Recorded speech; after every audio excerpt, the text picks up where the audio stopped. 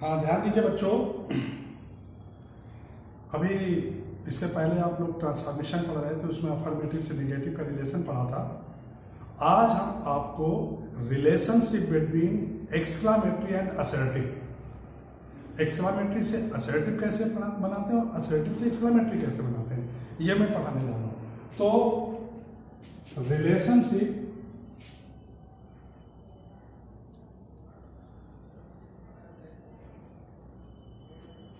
between exclamatory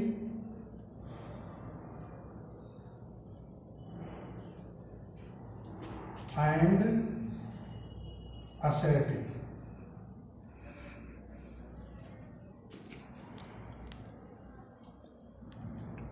Sentences. The transformation.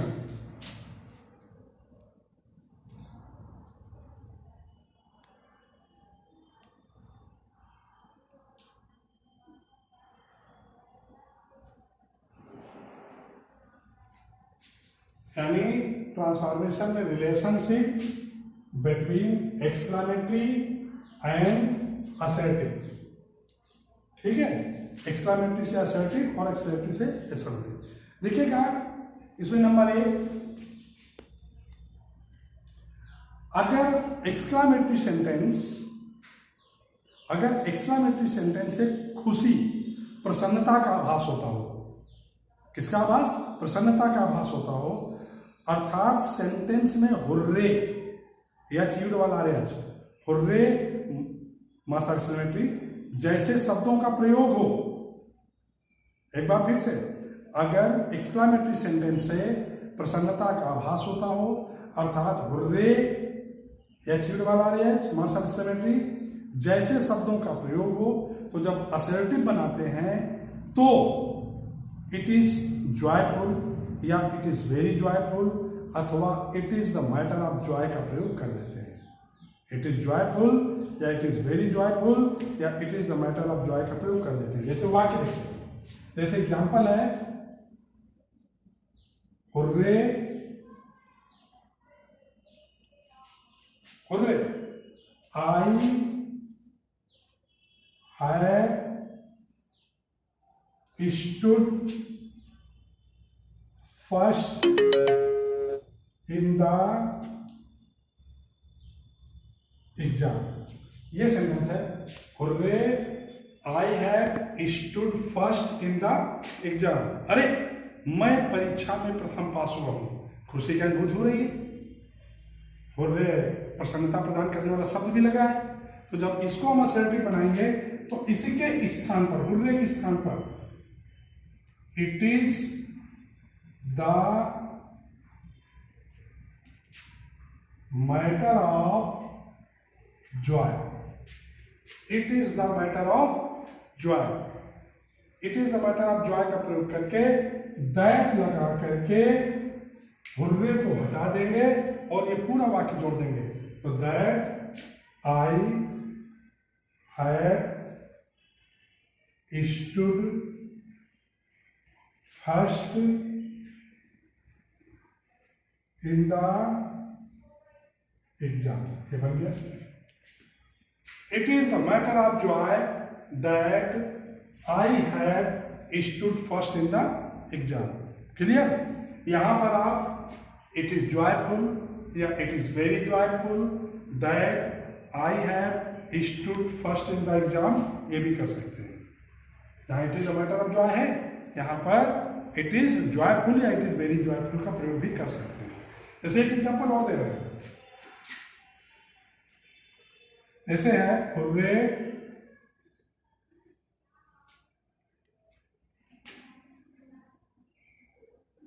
India has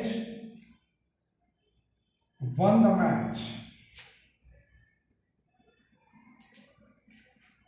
अरे भारत ने match जीत लिया है, खुशी जाहिर हो रही है। और यहां पर देखिए हुर्रे शब्द का प्रयोग भी है, तो यहां भी सेम होगी, इस हुर्रे के स्थान पर it is the matter of joy that और India has won the match, सीधे जोड़ देंगे, India has won the match, ये बन गया। Hurrah, India has won the match बनाया। It is the matter of joy, इसके स्थान पर इट इज जॉयफुल दैट या it is very joyful that लगा करके India has won the match सीधे आप जोड़ देंगे। नियम आसान है, थोड़ा सा समझना है। एक चीज और समझ लीजिए, आप यहाँ रिलेशन पढ़ रहे हैं, देखिए relationship between exclamatory and assertive. तो रिलेशन पढ़ने का मतलब, अगर ये असर्टिव वाला वाक्य दे दिया जाए और कह दे कि एक्सक्लेमेटरी बनाइए, तो आप हुर्रे का प्रयोग करके बना देंगे। तो it is the matter of Joy की जगह हुर्रे लिख करके दैट हटा के वाक्य ऊपर वाला बना देंगे। यहां से लिए अगर ये वाक्य दे दे और कह दे कि एक्सक्लेमेटरी, तो हुर्रे से बना देंगे। समझ गया ना? तो लगभग ये नियम समझ में आ गया ना? अब इसका सेकंड रूल,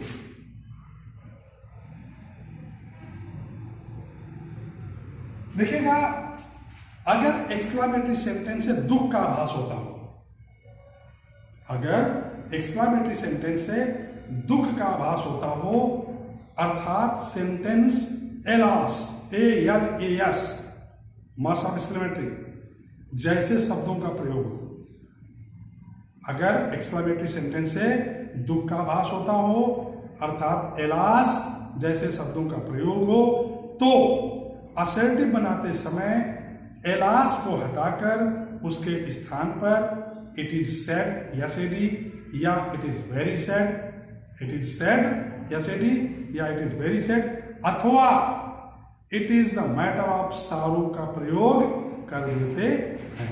क्लियर हुआ ना? तो अब जैसे यहां पर हम बनाएंगे, तो ये तो मान लीजिए प्रयोग किसका हो गया? हुर्रे का। और यहां पर एलास का प्रयोग। पहला एग्जाम्पल, ऐसे दे दिया जाए alas marks of exclamatory, her lonely son died. अरे उसका इकलौता बेटा मर गया। वाक्य से क्या प्रकट हो रहा है? दुख, और दुख प्रकट करने वाला शब्द भी लगा हुआ है एलास। तो अभी भी मैंने बताया कि अगर एक्सक्लेमेटरी सेंटेंस से दुख का आभास होता हो अर्थात एलास जैसे शब्दों का प्रयोग हो, तो असर्टिव बनाते समय एलास को हटाकर इट इज सैड अथवा इट इज वेरी सैड या फिर it is the matter of सारो का प्रयोग कर देंगे। तो जब इसका हम असर्टिव बनाएंगे तो कैसे बनेगा? It is the matter of sorrow that, इस एलास के स्थान पर it is the matter of sorrow आया, दैट लगा के पूरा वाक्य जोड़ देंगे। That her lonely son died बन गया। It is the matter of sorrow that her lonely son died. यह बड़े दुख का विषय है कि उसका इकलौता बेटा मर गया। अब अगर ये वाक्य दे दे it is the matter of sorrow that या इट इज सेड दैट या it is very sad that और कहते कि एक्सक्लेमेटरी बनाइए, तो हम एलास का प्रयोग करके वाक्य बना देंगे। ठीक, वो एक्सक्लेमेटरी हो जाएगा, रिलेशन पढ़ रहा है। इसका एक एग्जांपल और हम देखें। जैसे वाक्य दे दिया जाए alas we have been completely ruined. We have been completely ruined due to disaster. DISASTER। Disaster का मतलब दैवी आपदा, दैवी प्रकोप, जैसे भूकंप आ जाए, बाढ़ आ जाए, समझ गया ना? इस टाइप की कोई दैवी आपदाएं आ जाए तो वहां डिजास्टर मतलब होता है। तो सेंटेंस है alas we have been completely ruined due to disaster. जब इसको हम बनाएंगे तो इस एलास की जगह it is the matter of sorrow. यहां पर आप इट इज सेड या इट इज वेरी सेड का भी प्रयोग कर सकते हो। आगे दैट लगा दिया, और दैट लगाने के बाद ये पूरा वाक्य जोड़ देंगे, that we have been completely ruined due to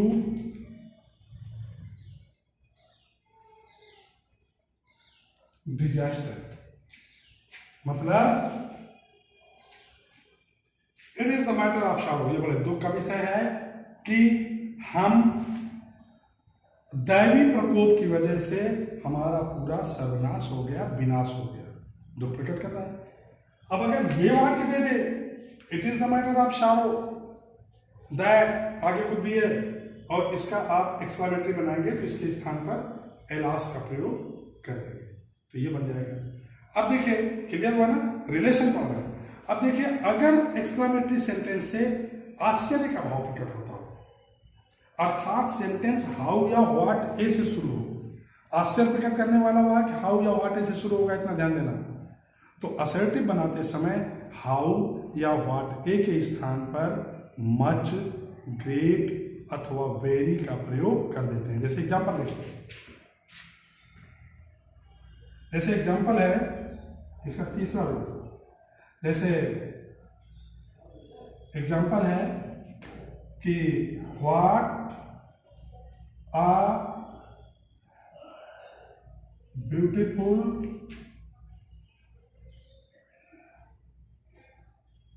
building it is.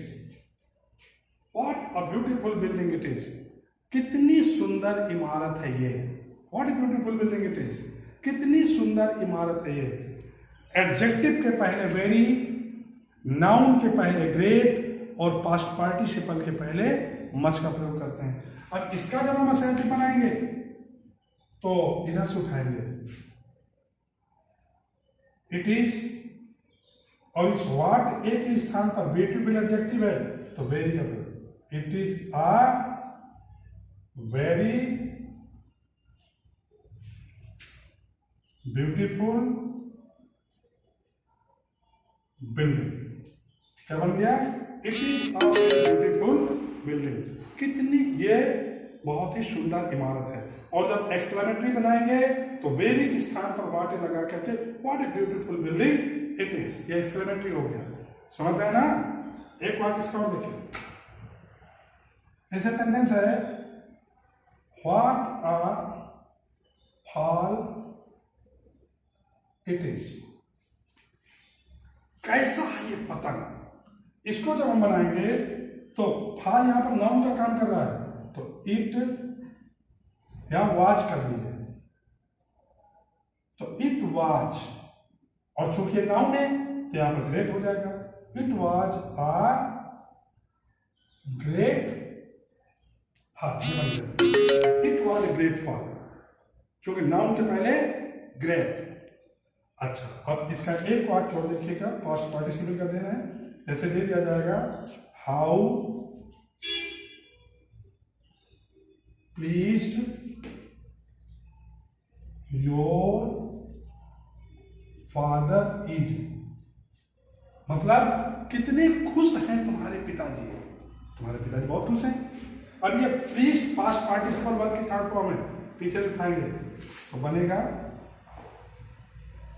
Your father is, और ये प्लीज्ड पहले जो हाउ है यहां पर मच प्लीज्ड, ये बन गया। ठीक है ना। तो पास्ट पार्टिसिपल पहले मच आ गया।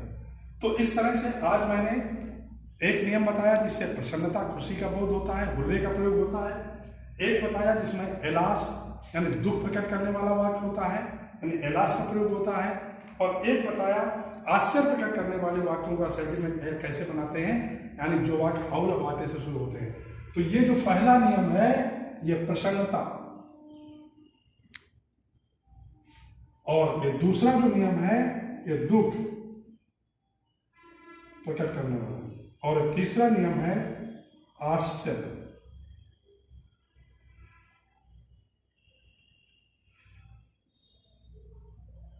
ठीक है, तो ये 3 तरह के नियम पढ़ाए हमें, और इसके किताब में एक्सरसाइज दी हुई है, इनको बनाने का प्रयास करना।